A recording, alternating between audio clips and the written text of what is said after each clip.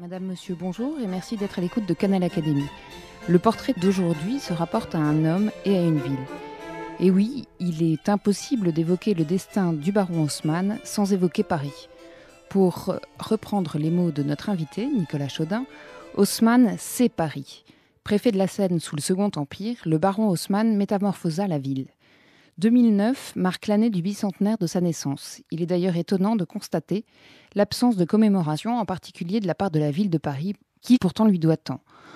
En fait, le personnage demeure sujet à controverse. Il est vrai que le percement de Paris soulève la question du saccage haussmannien, mais faut-il pour autant passer à la trappe la réussite de l'urbanisme haussmannien ? Saisissons donc avec Nicolas Chaudin l'occasion de ce bicentenaire pour revenir sur l'œuvre haussmannienne et découvrir l'homme attaché à cette vaste entreprise. En fait, que sait-on d'ailleurs de ce grand homme ?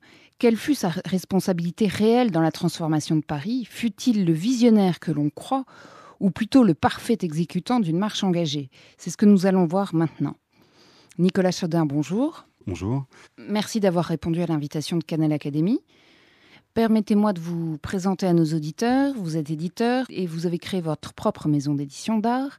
Vous avez d'ailleurs publié en 2005, je crois, un magnifique ouvrage sur le palais de l'Institut. Je le rappelle au micro de Canal Académie quand même. Vous êtes également donc auteur de plusieurs ouvrages publiés chez Actes Sud et le dernier en date, Haussmann Georges Eugène, préfet baron de la Seine, n'est autre qu'une biographie du préfet de la Seine. Alors cette biographie se présente sous la forme d'un essai, au style raffiné et très documenté. Et puisque vous utilisez pour la première fois le fonds Siméon, et très intéressant pour une meilleure compréhension du personnage, pouvez-vous nous dire de quoi il s'agit et ce qu'est ce fonds Siméon ? En réalité, le fonds Siméon est ce qui reste d'une commission des embellissements de Paris que Napoléon III avait réunie avant même d'appeler Haussmann aux affaires. Cette commission, Haussmann en parle dans ses mémoires en disant qu'elle a barbouillé un plan et vaguement esquissé un programme d'ouverture de voies nouvelles. Au-delà de ça, on n'a jamais entendu plus parler de cette commission, qui s'est séparée en décembre 1953. Haussmann arrive en juin 1953 aux affaires. Et en 1996, donc il y a assez longtemps, le directeur de la bibliothèque administrative de la ville de Paris, un magnifique endroit sous les combles de l'hôtel de ville, une bibliothèque superbe, tout en bois, que je vous suggère d'aller voir. Le directeur de cette bibliothèque, donc, qui s'appelle Pierre Cassel, a acheté pour le compte de la ville une liasse de papier qui ne sont autres que les comptes rendus et les plans des travaux menés par la commission Siméon. Et là, soudain, on se rend compte que la commission Siméon a accompli un travail formidable. Travail accompli sur ordre de l'empereur, avec des injonctions de cet empereur extrêmement précises, notamment sur les percements, sur les jardins, sur les ponts, etc., etc. Donc on se rend compte en fait, grâce au fond de la commission Siméon, que effectivement mon précédent essai Haussmann au crible avait utilisé pour la première fois et révélé un peu au grand public, on se rend compte qu'Haussmann n'est pas une espèce de démiurge accidentel qui, du jour au lendemain, métamorphose la ville parce qu'il est plus éclairé que ses contemporains. Non.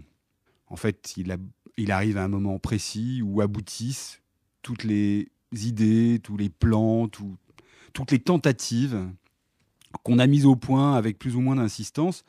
Il arrive à ce moment également où les possibilités que laisse le droit administratif sont beaucoup plus larges qu'autrefois, notamment l'expulsion pour utilité publique.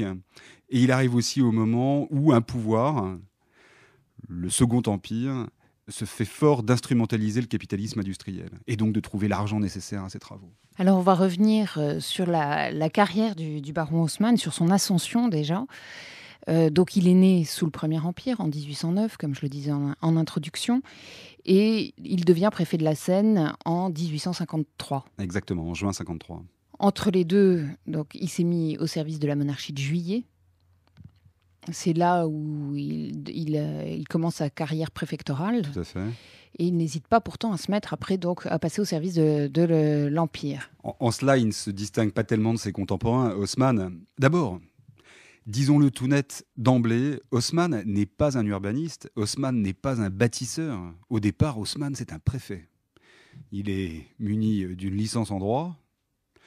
Et à la suite de la Révolution de 1830, qui porte au pouvoir la famille d'Orléans, il commence sa carrière administrative. C'est important parce que lui était au collège Henri IV, et au collège Henri IV, l'actuel lycée Condorcet.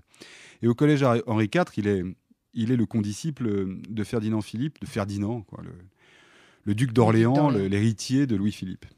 Le magnifique héritier de Louis-Philippe qui meurt accidentellement en 1842, et qui, en mourant, ne laisse aucun espoir de pérennité à la dynastie.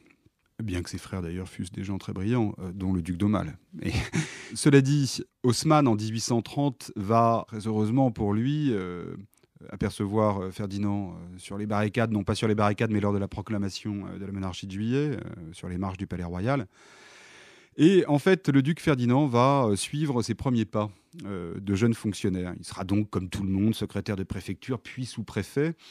Et en fait, on se rend compte pendant ces années assez sombres, en fait, assez banales, même très balsaciennes, on se rend compte en fait qu'il bénéficie du soutien constant, distant mais constant, de Ferdinand, qui lui permet par exemple de passer outre les réprimandes d'un ministre ou la mauvaise volonté d'un préfet à assurer son avancement. Et quand Ferdinand meurt en 1942, Haussmann se sent un peu orphelin de son protecteur. D'ailleurs, s'ensuit une série d'affectations pas très valorisantes qui s'éternisent. Et en fait, il accueille la Révolution de 1848 avec circonspection, puisque ce n'était pas un attachement direct à la famille d'Orléans, mais un attachement au duc d'Orléans, dont il espérait un jour qu'il accéderait au trône et précipiterait son avancement. Et donc, quand Louis-Philippe choisit de son trône en février 1948, Haussmann se montre extrêmement prudent, circonspect, et franchement hostile aux menées révolutionnaires, notamment lors des journées de juin. Oui, parce que ça, c'est un point important d'ailleurs qui revient tout au long de la carrière d'Haussmann, c'est que c'est quelqu'un qui est un partisan de l'ordre. Un partisan forcené de l'ordre. Et dès ce moment-là. D'ailleurs, en fait, en cela, il est très bourgeois. Vraiment, Haussmann est un être assez commun au départ. Comme je vous dis, c'est un fonctionnaire à l'avancement poussif, pas particulièrement poussif, mais pas brillant non plus. Et c'est aussi un partisan de l'ordre, comme nombre de bourgeois, mal assurés de leur domination de la société. Elle est encore récente, la Révolution de 89 les a portés au pouvoir. Et le retour des Bourbons les a un tout petit peu grattés aux aisselles. Et donc, en 1840, 45, 48, 50, un bourgeois, ce qu'il veut, c'est l'ordre. L'ordre est le garant de la bonne marche des affaires. L'ordre est le garant de l'installation de l'ordre bourgeois tel qu'il est conçu, enfin en tous les cas du monde bourgeois tel qu'il le conçoivent, c'est-à-dire un monde attelé au travail, au respect d'un certain nombre de conventions sociales et au respect, dans une moindre mesure, de la religion, puisque dans la bourgeoisie, on compte beaucoup de libéraux qui ne sont pas particulièrement cléricaux. Haussmann, qui est protestant, qui est fonctionnaire, qui est un bourgeois issu de l'Empire, enfin, ou en tout cas de la toute fin de l'Ancien Régime, est un homme qui adhère parfaitement à ces visées, à ces vues-là. Sa société doit être besogneuse, calme et tout à donner au respect de la hiérarchie sociale. Donc nous sommes en février 1848. Louis-Philippe, donc, comme vous venez de le rappeler, quitte son trône. Petit à petit, c'est l'arrivée au pouvoir de Louis-Napoléon Bonaparte. Haussmann continue son ascension et un poste va être particulièrement important après, c'est sa nomination à Bordeaux. D'abord parce que Haussmann a beaucoup d'attaches à Bordeaux. Haussmann a épousé une bordelaise, une protestante bordelaise. Il a été sous-préfet de Blaye. C'est à cette occasion d'ailleurs qu'il s'est marié, qu'il a établi là-bas pas mal de relations avec la bourgeoisie locale. Avec la bourgeoisie orléaniste, il a un petit peu de mal parce que cette bourgeoisie des Chartrons est très très orléaniste, donc ne regarde pas forcément tout de suite Louis-Napoléon Bonaparte comme un bon cheval. Mais Haussmann a acquis aussi des biens là-bas. Le jour même du coup d'État, quand il est nommé par Persigny, Morny et Napoléon III, donc préfet de la Gironde, c'est pour lui une espèce de consécration. D'ailleurs, il le dit lui-même assez faussement, mais enfin... Bon, allez, on va lui accorder crédit ce coup-ci. Dans ses mémoires, il dit que c'est pour lui une espèce d'apothéose et qu'il n'entend plus bouger et qu'il entend se maintenir le plus longtemps possible dans la Gironde où il est comme une espèce de coq en pâte. Cette affectation est encore importante parce qu'il va s'y produire quelque chose de très important pour la carrière d'Haussmann. Haussmann a été remarqué par le futur Napoléon III entre Tonnerre et Auxerre, c'est-à-dire dans le département de l'Yonne, dans le courant de l'année 1851. Il y est préfet, oui, c'est son premier poste préfectoral. Il est remarqué au cours d'une conversation dans un train, mais enfin bon. En revanche, Il va avoir l'occasion de marquer beaucoup plus la mémoire du futur empereur en 1852, lorsque celui-ci effectue un voyage triomphal à travers toute la France. Il n'est encore que prince-président, mais déjà sur la route, on crie « Vive l'empereur », etc., etc. Et là où les cris bonapartistes seront les plus forts, ce sera à Bordeaux, où Haussmann a préparé un accueil absolument extraordinaire, triomphal, à son nouveau champion, aidé en cela par tous les gens qui vont collaborer plus tard à la transformation de Paris, à commencer par Alphand, qui ponctue le trajet impérial d'arcs de triomphe, végétaux, fournis à tous les Bordelais, des lampions, des cotillons, des bannières, enfin, etc., etc. Bordeaux, en délire, accueille le prince-président, auteur du coup d'État, et on dit que c'est ce voyage qui, d'une certaine manière, va décider de la transformation de la République agonisante en un empire restauré. Et c'est effectivement là que Louis-Napoléon Bonaparte va prononcer ce discours, au milieu duquel se trouve une phrase fondatrice: « L'empire, c'est la paix ». Mais là où Bordeaux est également très important dans la carrière d'Haussmann, dans la future carrière d'Haussmann, c'est à cause de l'influence de Tourny. Oui. Oui, tout à fait. Vous faites bien de le rappeler. En fait, Bordeaux est une ville qui a subi de très grandes transformations au XVIIIe siècle. Et en fait, je reprends mes propres termes d'ailleurs du livre, mais enfin, tant pis. En fait, si on veut se donner une idée de ce qu'aurait été Paris s'il avait été transformé au siècle des Lumières, il n'y a qu'à regarder Bordeaux. L'intendant Tourny, au milieu du XVIIIe siècle, a mis en œuvre tout un tas de méthodes d'urbanisme qui seront reprises par tous les théoriciens du XIXe siècle, à commencer par l'expulsion pour cause d'utilité publique, par la préemption des terrains, et donc par la percée de voies nouvelles, rectiligne ou en tous les cas biaisé. Et effectivement, l'intendant Tourny et puis son successeur Dupré de Saint-Maur, comme le duc de Richelieu d'ailleurs, qui succédera à Dupré de Saint-Maur, vont pendant 3 générations d'intendants donner à Bordeaux son visage actuel, qui lui vaut d'être inscrit au patrimoine mondial, parce que c'est une ville absolument sublime et dont on ne saurait conseiller la visite à ceux qui nous écoutent. Le grand théâtre construit par Victor Louis, les allées de Tourny, les quais des Chartrons, le quai de la Bourse qui n'en finissent pas, qui crée une espèce de front de fleuve absolument extraordinaire, la place de la Bourse dessinée par Gabriel, Jacques-Ange IV Gabriel. Tout ça qui vous dit d'ailleurs que Bordeaux a été construite par des architectes parisiens, parce que Bordeaux s'est faite contre les Bordelais eux-mêmes, et que le seul architecte bordelais qui a essayé de se mêler à l'affaire, Laclotte, a construit de très belles choses, mais n'a pas brillé à côté de Louis et de Gabriel qui ont écrasé de leur génie cette place. Haussmann a travaillé là. Haussmann voit ça, voit une ville qui fonctionne, une ville aérée, une ville salubre, une ville qui s'est faite contre la vie même de ceux qui y vivaient. Tout ça sera engrangé dans sa tête lorsque Napoléon l'appellera pour une tâche à laquelle il n'est absolument pas préparé et dont il ne pressent même pas l'ampleur. Nicolas Chaudin, je vous propose de marquer une pause. On se retrouve dans quelques instants. Nous sommes toujours en compagnie de Nicolas Chaudin, auteur d'une biographie du baron Haussmann. Nous venons d'assister à l'ascension du baron Haussmann. Entrons maintenant dans le vif du sujet, ai-je envie de dire, et nous allons plonger dans les travaux parisiens. Alors, Haussmann est nommé donc par Napoléon III en 1953 à la préfecture de la Seine de Paris. Le premier réseau, la première phase de travaux est la Grande Percée. Pouvez-vous nous en dire un peu plus, Nicolas Chaudin ?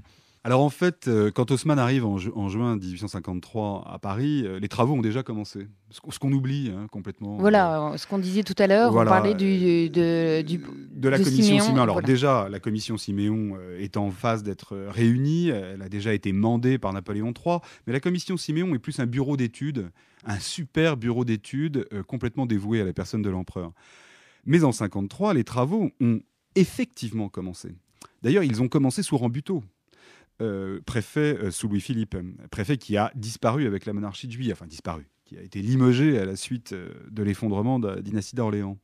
Mais déjà en 1847 est décidée la transformation des Halles, la reconstruction des Halles, et donc tout le programme de vascularisation qui s'ensuit. C'est-à-dire, c'est bien de refaire les Halles, de les moderniser, encore faut-il pouvoir y acheminer les denrées, voilà.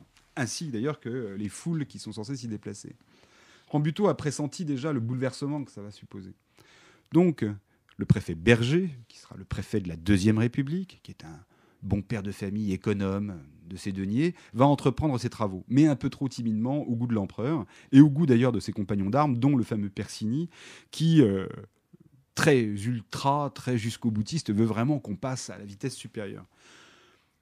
On le presse Berger de le faire, et il oppose assez forcené la raison budgétaire en disant mais enfin non, il faut utiliser les excédents budgétaires du budget, enfin de la municipalité pour accomplir les travaux, mais pas plus. Donc Berger froisse Napoléon III et ses principaux collaborateurs. En juin 53, Persigny convoque les plus grands préfets de France, le préfet du Rhône, le préfet de la Seine-Inférieure, enfin c'est-à-dire maintenant de la Seine-Maritime, le préfet de Rouen si vous voulez. Et puis le préfet de Gironde, le préfet de Nantes, et puis donc le préfet, et donc oui, le préfet de Gironde, et puis enfin bref, il convoque les 5 plus grands préfets pour savoir lequel de ces 5-là va devenir le préfet de la Seine. Haussmann, ayant déjà fait forte impression en 1952 lorsque l'empereur s'est rendu à Bordeaux, fait encore plus forte impression sur Persigny, à qui il apparaît comme une espèce de monstre brutal capable d'emporter toutes les réticences. Peut-être dire deux mots de son physique d'ailleurs à oui, ce moment-là. Oui, parce que ce qu'on oublie, c'est qu'Haussmann est un colosse, un type... Contrairement à Napoléon III. Contrairement à Napoléon III, qui lui serait plutôt un nain. Enfin, vraiment, qui est un petit homme. Napoléon le Petit. Oui, Napoléon Petit, mais le pauvre. Et, non, mais c'est un homme très petit, Napoléon III, et surtout assez mal fichu. C'est-à-dire qu'il a surtout... il a un buste à peu près normal, mais il est très court sur pattes. Très court sur pattes. Haussmann, lui, c'est tout le contraire. C'est une espèce de battleur qui fait pratiquement 2 mètres sous la toise, 1,93 m, je crois, ce qui est gigantesque pour l'époque. Il est un peu comme François Ier à la Renaissance, une espèce de géant parmi les rase-moquettes. Et Persigny est frappé par ce gigantisme, par ses mains qui s'agitent à toute occasion, par cette espèce de force qui se dégage d'un personnage qui ne vit que de certitude, ne connaît pas le doute, est prêt à tout, à foncer pour peu que ce soit en vue de gravir les échelons de la société. Il sent en Haussmann une espèce de force ascensionnelle. Et il se dit, voilà un homme dont on fera un serviteur dévoué pour peu qu'on lui assure honneur et prospérité.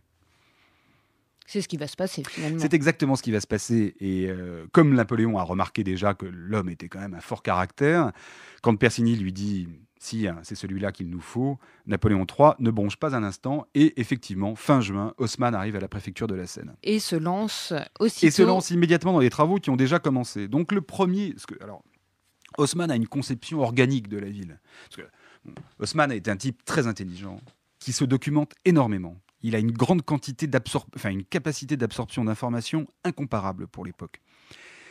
Il n'est pas un visionnaire, il n'est pas un urbaniste né, il n'est pas non plus un bâtisseur, mais son intelligence va lui permettre de troquer la défroque de notables girondins pour celle de révolutionnaires parisiens, enfin révolutionnaires urbains. Hein. Et donc, en quelques semaines, Haussmann accomplit un travail documentaire absolument incroyable, absorbe complètement tous les problèmes de l'époque et les problèmes qui se posent de manière 10 fois plus cruciale à Paris que partout ailleurs. Il prend la mesure du chantier, il prend la mesure de l'enjeu. Immédiatement, cette intelligence est remarquée et petit à petit, il va constituer autour de lui une équipe. Une équipe. Une des forces d'Haussmann, c'est de savoir s'entourer. Il va ramener de Bordeaux la plupart des collaborateurs qu'il avait appréciés. Alphand, ingénieur des ponts et chaussées, mais aussi l'horticulteur Jean-Pierre Barillet-Deschamps, à qui l'on doit tous ces jardins extravagants, ces essences exotiques qui commencent à fleurir dans tous les parcs. Et il va s'atteler à la tâche qui lui est déjà assignée, c'est-à-dire en finir avec ce qu'il appelle le premier réseau. Lui appelle ça le premier réseau parce qu'il a une conception organique de la ville. Pour lui, une ville, c'est un organe dont il s'agit d'améliorer les performances. Ce n'est pas un théâtre qui célèbre le pouvoir ou célèbre la grandeur d'une civilisation. C'est un objet technique qu'il faut sans cesse rendre plus performant. Donc, il conçoit les transformations qu'on lui soumet, parce que ce n'est pas lui qui les invente. Hein. Il conçoit les transformations qu'on lui soumet en une série de réseaux, en une série de programmes, si vous voulez. Le premier réseau, c'est celui qui est déjà entamé, c'est-à-dire la Grande Croisée de Paris. En fait, Paris vit depuis pratiquement 2000 ans sur le schéma qu'en ont conçu les Romains. C'est-à-dire, il y a un cardo et un décumanus. Le cardo, c'est la voie nord-sud, celle qui emprunte la rue Saint-Martin et la rue Saint-Jacques, en passant par le gué de la Seine. Motif de la naissance d'une ville à cet endroit-là, le gué de la Seine, les îles. Et puis le décumanus, qui est grosso modo la rue de Rivoli, la rue Saint-Antoine, cette espèce de croix que forme... Donc Haussmann n'a de cesse qu'on achève le plus tôt possible ce premier programme, et ainsi s'achève, sous sa préfecture, un chantier déjà largement abouti, enfin commencé, qui est celui du boulevard de Sébastopol. En fait, on a déjà construit le boulevard de Strasbourg, on l'a commencé d'ailleurs sous la monarchie de Juillet, il est achevé en 1851, et en 52 on commence le boulevard de Sébastopol qui va jusqu'à la Seine. Il va lancer donc lui le boulevard Saint-Michel qui lui fait pendant après une petite inflexion, à cause notamment à cause des îles, à cause du palais de justice, de la Sainte-Chapelle, etc., etc. Et puis il va poursuivre la rue de Rivoli jusqu'à Saint-Antoine. Ça, ce sont les premiers travaux. Quel est le but de ces travaux ? Très simple. Il est de relier les Halles à de grandes voies de communication, notamment à des voies de communication qui mènent aux gares, et aussi de dégager les abords de l'hôtel de ville, c'est très important, en cas d'émoi populaire. Vous savez que émeute vient du verbe émouvoir. Une émeute, c'est un émoi. Oui, mais on va en reparler d'ailleurs peut-être des émeutes. C'est un des aspects on va dire que la politique d'Haussmann a un aspect sécuritaire. On va en reparler un peu plus tard. Pas si important que ça. Mais passons donc au second réseau, et ce que je dirais, c'est les grands travaux, le percement littéral de Paris, qui sera beaucoup plus douloureux. Voilà, beaucoup plus douloureux parce que c'est d'abord beaucoup plus difficile à financer, parce que l'attaque du second réseau va se produire à peu près vers 1856, 57, où il y a une crise financière qui vient stopper momentanément l'essor économique que le Second Empire avait promis à la France, et d'ailleurs qu'il lui avait effectivement apporté. Et en plus, concrètement, les Parisiens n'en peuvent plus des travaux. Voilà. Alors, c'est-à-dire que le premier réseau, les Parisiens sont complètement d'accord. D'abord parce que le populo en a plus que par-dessus la tête de ne pas pouvoir se déplacer dans sa propre ville, ne serait-ce que pour aller travailler, que l'insalubrité est telle que tout le monde veut de l'eau fraîche, tout le monde veut de l'air, et tout le monde n'en peut plus de mourir du choléra pour peu que la canicule survienne. Je rappelle que les crises de choléra ont fait des dizaines de milliers de morts à Paris en 1949 et en 1832. 1849 et 1832. Donc jusque-là, pas de problème. Le second réseau, c'est différent. On va commencer à percer des grandes avenues qui ont pour but de préparer ce qui sera le troisième réseau, c'est-à-dire l'annexion des banlieues de Paris. Et donc on commence à percer le boulevard Malesherbes, on commence à conquérir l'ouest parisien. Et le deuxième réseau est d'autant plus mal perçu qu'il affecte des régions peu populaires et qu'en vérité, il sert plus à construire une Arcadie bourgeoise qu'à soulager les quartiers populaires de tous les maux qui les accablent. Et surtout, alors, il faut peut-être dire, dans toute cette stratégie de percement, là, oui, quelle est la stratégie topographique, j'ai envie de dire, d'Haussmann ? Parce qu'il est connu pour être l'éventreur de Paris. Ouais. Haussmann, je vous l'ai dit, conçoit la ville comme un organe, comme un organisme, pas du tout comme une accumulation de chefs-d'œuvre du passé. Et en plus de ça, Haussmann est un homme qui n'a pas l'habitude d'instruire des dossiers pour les laisser mourir, pour les laisser pourrir dans les tiroirs. Donc il se donne toujours les moyens des dossiers qu'il a longuement travaillés, les moyens d'accomplir, en tous les cas de mettre en œuvre, les plans qu'il a longuement mûris. Et l'une des choses que fait Haussmann, que n'avait fait aucun de ses prédécesseurs, il réunit une commission du plan qui va, par triangulation, relever non seulement le plan superficiel de Paris, mais aussi son plan géologique, son plan géodésique. Et donc, on va se retrouver avec une véritable carte de Paris, ses altitudes, ses couches géologiques, ses réseaux hydrauliques souterrains, les ruisseaux, les marnes, les sources de résurgence, les nappes phréatiques, tout ça va être consigné. Et enfin, on saura où on donnera un coup de pioche quand on donnera un coup de pioche. Parce que jusqu'à maintenant, se sont posés beaucoup de problèmes. On a buté contre des filons de pierre indestructibles, on a buté contre des marais qui avaient été recouverts par le temps mais qui ressurgissent dès qu'on écorche la croûte terrestre, etc., etc. Lui, Haussmann, a une idée en tête. À chaque percée, un réseau souterrain correspondant, un réseau d'adduction d'eau et un réseau d'évacuation d'eau. Donc, il faut savoir exactement où on travaille pour savoir si on peut créer ce réseau souterrain. C'est sa force. C'est là qu'il surclasse tout le monde.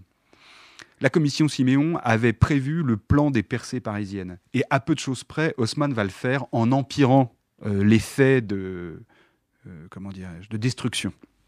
Finalement, c'est là où Haussmann est finalement l'inventeur de l'urbanisme. Voilà. Le plan Siméon prévoyait ces percées, mais ne prévoyait pas l'équipement souterrain qui donnerait à la ville sa modernité. Haussmann, lui, le prévoit. Et c'est là qu'il est vraiment supérieur en tout. Et que dire des immeubles haussmanniens? Parce qu'il prévoit ça aussi. Oui, alors, on a beaucoup glosé sur l'immeuble haussmannien. Pour ça, je vous suggère de vous reporter à un très bel ouvrage paru en 91, si je ne m'abuse, un ouvrage de François Loyer, qui s'appelle L'immeuble et la rue, Paris au XIXe siècle. C'est un très bel ouvrage, c'est paru chez Azan, il est continuellement réédité. François Loyer a, à mon avis, complètement bouleversé le regard qu'on peut porter sur l'architecture du XIXe siècle en écrivant ce livre. Je m'en suis d'ailleurs beaucoup nourri, moi, dans mes promenades de Parisiens. Et donc, en fait, on se rend compte que l'immeuble haussmannien, grosso modo, est né avant la fin de l'Ancien Régime. Vous êtes ici tout près de l'immeuble Montolon, au croisement de la rue de Bussy et de la rue de Seine. C'est un immeuble en étrave, avec une disparition progressive de l'entresol au profit d'un premier étage, avec un balcon filant au second, un retrait sous comble au cinquième. Un immeuble donc en étrave, avec l'amorce d'une rotonde à l'étrave. Qu'est-ce que c'est que ça, sinon un immeuble haussmannien? C'est un immeuble proto-haussmannien. Et sous Rambuteau, effectivement, le modèle, enfin le module même, puisque nous parlons d'architecture, le module se peaufine, se perfectionne, avec toutefois l'absence de balcon filant, et l'immeuble haussmannien arrive comme une espèce d'aboutissement. Donc, qu'est-ce qui caractérise l'immeuble haussmannien? Une planéité dans les façades, c'est-à-dire pas d'avancée, pas d'encorbellement, pas de beau window, des façades planes, marquées par l'absence d'entresol. Le premier étage est un premier étage. Ce qui rappelle le langage de l'Ancien Régime, c'est qu'il y a un balcon filant qui court sur tout le second étage, qui rappelle historiquement ce que fut autrefois le piano nobile et l'étage noble. Et puis ce retrait sous comble au cinquième, lui aussi muni d'un balcon filant, avec des toits en brésis qui partent en retrait. Pourquoi ce retrait sous comble au cinquième étage? Pour que la lumière pénètre plus commodément jusqu'au fond de la rue et que le soleil éclaire les vitrines, les logements du rez-de-chaussée. Enfin, il n'y en a pas de logement au rez-de-chaussée, mais enfin, éclaire le plus profondément possible la trame de la ville. Vous avez là l'immeuble haussmannien. Les persiennes sont en bois au départ, et il y a des persiennes. Elles disparaîtront dans la seconde partie du règne, vers 1860. On commence d'abord à les remplacer par des persiennes à battants, c'est-à-dire à volets, enfin, articulées, si vous voulez. Qu'est-ce qui va se... Et puis le décor va progressivement s'alourdir. Au départ, l'immeuble haussmannien a un décor très simple, décor qu'Haussmann préconise lui-même, car dans les actes de concession territoriale, quand les lopins sont revendus à des entrepreneurs pour qu'ils construisent des maisons, Haussmann joint à l'acte notarié, non pas exactement un règlement, mais en tous les cas des préconisations d'ordre architectural. Et c'est ce qui va donner l'unité de style de la ville. Alors Nicolas Chaudin, je vous propose de marquer à nouveau une pause. Nous sommes toujours en compagnie de Nicolas Chaudin, auteur d'une biographie du baron Haussmann. Après avoir évoqué les travaux de Paris, nous allons peut-être plus nous intéresser à l'homme et à certains traits de caractère qui apparaissent derrière cette œuvre. Entre autres, on y faisait allusion tout à l'heure, donc l'œuvre d'Haussmann a été sévèrement critiquée. On lui reproche deux choses. La construction de ces immeubles haussmanniens vont accueillir une population bourgeoise, et donc la classe ouvrière va être reléguée aux portes de Paris. Et donc, on va dire que la volonté d'Haussmann était finalement une politique sécuritaire. Qu'en pensez-vous ? On a beaucoup reproché à Haussmann d'avoir percé la trame du vieux Paris pour permettre aux escadrons de cavalerie de charger. Bon. D'abord, si on est cavalier, on sait que c'est un argument qui ne tient pas le choc, parce que aller galoper sur des pavés, surtout s'il pleut, et vous comprendrez que le profit qu'on saurait en tirer d'un point de vue stratégique est nul, voire désastreux même. Haussmann a, comme tous ses commanditaires et tous ses contemporains, conscience que Paris est un foyer insurrectionnel qu'il s'agit de calmer, dans l'intérêt de tous. Depuis 1789, Paris est en ébullition tous les 10-15 ans. Il n'y a pas un monarque qui ne glisse de son trône sous l'effet d'une émeute populaire. Enfin, bon, à part ce bon Louis XVIII qui a la chance de mourir sur son trône, mais c'est une véritable plaie, une plaie qui inquiète d'ailleurs au-delà des frontières de la France. Bon, en plus de ça, le sang coule et on ne peut pas maintenir l'ordre dans une ville qui est sans cesse sous la menace d'une levée de barricades. Bon. Haussmann va donc adhérer plus ou moins à ce dessein stratégique. Mais ce n'est pas le motif de Mais ce n'est pas le motif de de son sa œuvre. politique. D'ailleurs, lui n'aime pas du tout cette partie de son métier qui consiste à maintenir l'ordre. Il est un partisan de l'ordre, mais il laisse le maintien de l'ordre, cette basse tâche, à d'autres mains que les siennes. Et donc, il ne convoitera jamais ses prérogatives chez le préfet de police, par exemple. On va dire qu'à 2 reprises, Haussmann a probablement répondu à un impératif stratégique. La première fois, c'est quand il va couvrir le canal Saint-Martin. Le canal Saint-Martin était ouvert jusqu'au bassin de l'Arsenal et Haussmann va le couvrir de manière à ce qu'effectivement les troupes puissent enjamber plus facilement le canal pour contourner le faubourg Saint-Antoine qui lui est un foyer permanent d'insurrection. Il va aussi céder aux injonctions de l'état-major lorsque on percera le boulevard Mazas, c'est-à-dire aujourd'hui le boulevard Diderot. Haussmann préconisait d'y installer une suite d'arcades, un peu comme la rue de Rivoli, en faire quelque chose de très beau, de très sophistiqué d'un point de vue architectural, pour une fois. Eh bien non, il ne le fera pas sous l'injonction des militaires qui voient dans ces arcades autant de refuges à des francs-tireurs. Voilà. Donc, c'est les 2 seuls éléments qui, effectivement, laissent penser qu'Haussmann a cédé à cet impératif stratégique. Et ce que je voudrais dire pour finir, pour clore le sujet, c'est que c'est tellement faux de brandir cet argument que lorsque la Commune va embraser Paris, il faudra 8 jours aux Versaillais pour conquérir Paris. Ce qui prouve bien que les avenues, les boulevards, les billards pour artilleurs qu'on avait reprochés à Haussmann se sont montrés d'une parfaite inutilité stratégique. Et puis vous savez, on peut construire aussi une barricade d'un bout à l'autre d'un boulevard. Autre grande critique souvent accolée à Haussmann, c'est donc le saccage haussmannien, la disparition de vieux monuments parisiens. Tout à fait. On a beaucoup reproché à Haussmann d'avoir détruit l'âme du vieux Paris, d'avoir saccagé de superbes monuments. C'est le cas, en tous les cas, de 2 ou 3 d'entre eux. On va en citer quelques-uns. On peut citer par exemple l'hôpital des Enfants Trouvés, qui est un chef-d'œuvre de Beaufranc construit à côté de l'ancien Hôtel-Dieu, qui longeait l'île de la Cité côté rive gauche, longeait l'île de la Cité et Notre-Dame de Paris. Cet hôpital avait été reconstruit en 1772 à la suite d'un incendie. Donc c'était un hôpital qui n'était pas complètement vétuste, mais c'est un hôpital qui, pour avoir été construit sous Louis XV, n'apparaissait pas aux hommes du Second Empire comme un chef-d'œuvre à protéger coûte que coûte. Imaginez aujourd'hui que l'on détruise un immeuble de la fin des années 30 ou du début des années 40. Voilà. Quant à l'hôpital des Enfants Trouvés de Beaufranc, qui était à côté, lui, c'était un véritable chef-d'œuvre. Seulement, si on détruisait l'Hôtel-Dieu, l'hôpital des Enfants Trouvés se situait exactement en face du parvis de Notre-Dame. Et à l'époque, même les grands défenseurs du patrimoine trouvaient qu'il était complètement idiot de laisser subsister une verrue, aussi belle et aussi noble soit-elle, devant un monument aussi vénérable pour le coup que Notre-Dame de Paris. Vous savez, le sentiment patrimonial, en 1850, il est le fait essentiellement de quelques poètes, de quelques savants.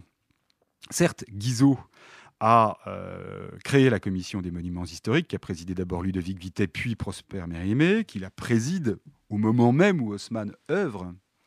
Mais c'est encore une conception très intellectuelle du patrimoine et elle s'attache aux monuments majeurs de notre civilisation susceptibles de cimenter la nation française. Vous pensez bien que le patrimoine qu'on appelle aujourd'hui d'accompagnement, c'est-à-dire les vieux quartiers, le patrimoine industriel, le patrimoine hospitalier, tout ça n'entre pas encore en ligne de compte.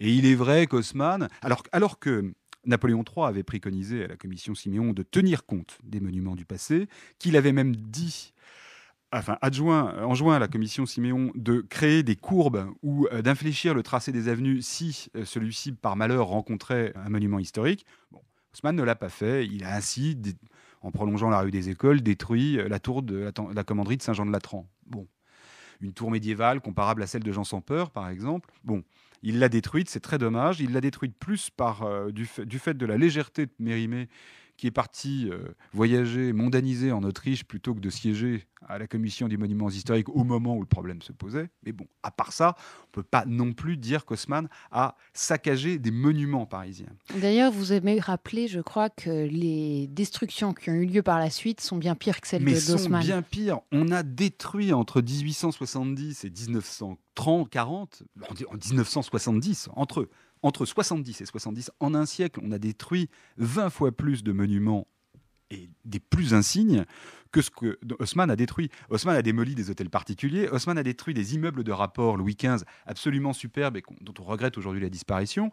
Il a démoli des ensembles urbains, il a démoli évidemment beaucoup de taudis médiévaux vétustes qu'on aurait aimé avoir aujourd'hui, de pouvoir contempler aujourd'hui. Enfin, voilà. Ce que je veux dire par là, c'est que Haussmann n'a pas rencontré une résistance organisée au grand mouvement d'assainissement et de destruction qu'il a lancé. Voilà. On va clôturer sur ce sujet et on va revenir plus sur l'homme et sa sensibilité. Et il y a une chose qui est très étonnante qu'on découvre en vous lisant, c'est le manque de sensibilité artistique de cet homme qui remodela complètement Paris. Et nous sommes au micro de Canal Académie. Et donc, il faut aussi qu'on mentionne quand même qu'il a été élu à l'Académie des Beaux-Arts. Il a été élu à l'Académie des Beaux-Arts. Et d'ailleurs, pour la réédition très augmentée de mon essai sur Haussmann, j'ai donc été consulter des lettres d'Haussmann qui sont conservées aux archives de l'Académie des Beaux-Arts. Lettres d'ailleurs que personne ne s'était soucié d'aller consulter. Je signale, ça fait quand même 150 ans qu'on écrit sur Haussmann. Bon, cela dit, Haussmann était véritablement une âme fruste. C'est-à-dire, il a beau avoir reçu quelques humanités, il est ignorant en matière artistique au point que c'en est inquiétant quand on sait qu'il est le grand maître de la ville. Il poursuit les travaux à l'hôtel de ville qui avaient été amorcés par Rambuteau. Rambuteau a fait de l'hôtel de ville un palais absolument magnifique. Et Rambuteau, lui, homme de goût, aristocrate extrêmement cultivé, policé, avait fait appel à ce que l'Académie des Beaux-Arts comptait de meilleurs à l'époque et aux meilleurs artistes de l'époque Louis-Philippe-Arne, c'est-à-dire Ingres, Chassériau, tout le monde. Enfin, vraiment, c'est formidable. Haussmann, lui, quand il va parachever le décor et la construction de l'hôtel de ville, va demander à des gens comme Henri Lehmann, Yvon. Même les portraits d'ailleurs que vous exposez de lui. Voilà, exactement, de mauvais peintres.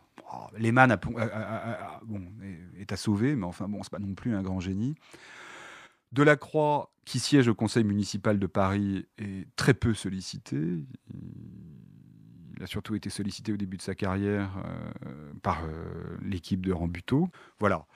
Pour ce qui est de ses considérations en architecture, elle repose exactement sur la même ignorance. Il envoie balader les architectes réputés les plus savants, comme Hittorf, par exemple, et s'entoure d'une bonne cohorte de faiseurs anonymes, dont certains sont restés célèbres, comme Baltard, par exemple, parce qu'il a construit les Halles. D'ailleurs, il a construit les Halles après qu'on lui a demandé de réviser sa copie de manière assez rocambolesque, du reste, puisqu'il n'avait construit finalement que des casemates éclectiques sans trop d'intérêt esthétique. Et à part Baltard, les collaborateurs d'Haussmann, les architectes voyés, sont vraiment de très, très médiocres faiseurs. Et c'est probablement Haussmann qui porte une part de responsabilité dans la lenteur avec laquelle l'architecture va se renouveler en France au XIXe siècle. Normalement, avec le chantier haussmannien, la France aurait dû être le grand laboratoire de l'architecture de la fin du XIXe siècle et dès 1880 aurait dû générer les formes nouvelles, celles qui vont accoucher de l'Art nouveau à la fin de la décennie 90, par exemple. Non. Haussmann, lui, va s'en remettre aux accessites du concours de Rome.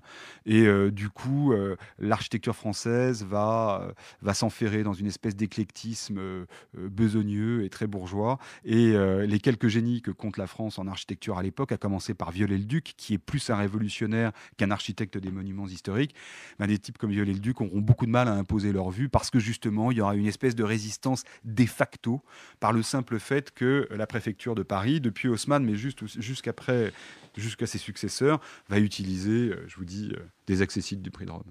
Alors, le baron Haussmann va rester 16 ans à la préfecture de la Seine.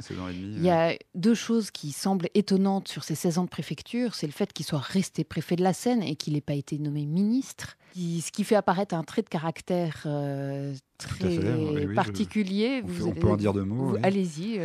On peut en dire deux mots, c'est-à-dire que en fait, Haussmann a obtenu beaucoup de faveurs de l'Empire. Il a été nommé sénateur et puis il reçoit tous les souverains qui viennent à Paris admirer le chantier haussmannien. Haussmann les reçoit à l'hôtel de ville comme s'il était un prince lui-même.